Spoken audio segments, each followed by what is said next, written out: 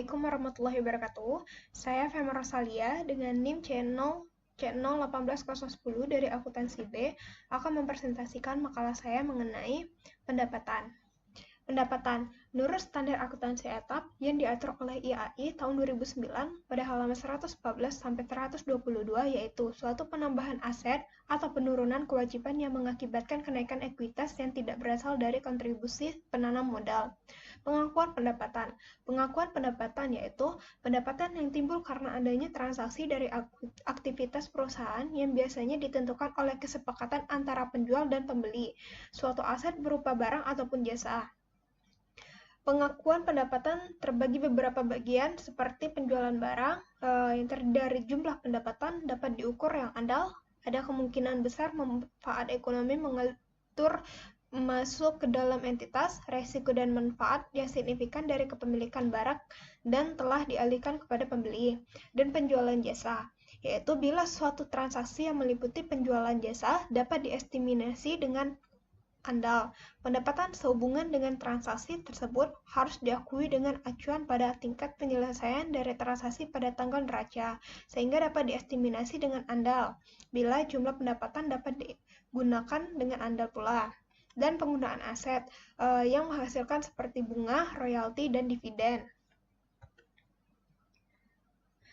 Penghasilan PPh Pasal 4 Ayat 1, yaitu merupakan setiap tambahan kemampuan ekonomis yang diterima atau diperoleh wajib pajak baik yang berasal dari Indonesia maupun luar yang dapat dipakai untuk konsumsi. Terdapat unsur-unsur pajak penghasilan PPh Pasal 4 Ayat 1, yaitu tambahan kemampuan ekonomis yang diterima atau diperoleh wajib pajak baik yang berasal dari Indonesia maupun luar, dan yang dipakai untuk konsumsi maupun yang dipakai pembeli tambahan.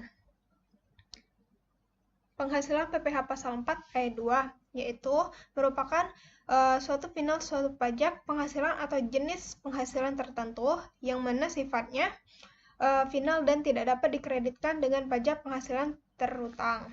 Terdapat beberapa penghasilan PPh Pasal 4 ayat ini seperti penghasilan berupa bunga dari deposit dan jenis-jenis tabungan lainnya, bunga dari obligasi dan obligasi negara, surat utang negara, dan bunga-bunga dari tabungan atau simpanan yang dibayarkan oleh koperasi kepada anggota masing-masing atau orang pribadi. Penghasilan berupa hadiah seperti lotre ataupun undian, penghasilan dari transaksi saham dan sekuritas atau surat berharga lainnya, transaksi derivatif, perdagangan yang diperdagangkan di bursa, dan transaksi penjualan saham atau pengalihan penyertaan modal pada perusahaan pasangannya yang diterima oleh perusahaan modal Ventura. Penghasilan dari transaksi atas pengalihan harta ataupun aset dalam bentuk tanah dan atau bangunan usaha yang dikonstruksikan estate dan sewa atas tanah ataupun bangunan.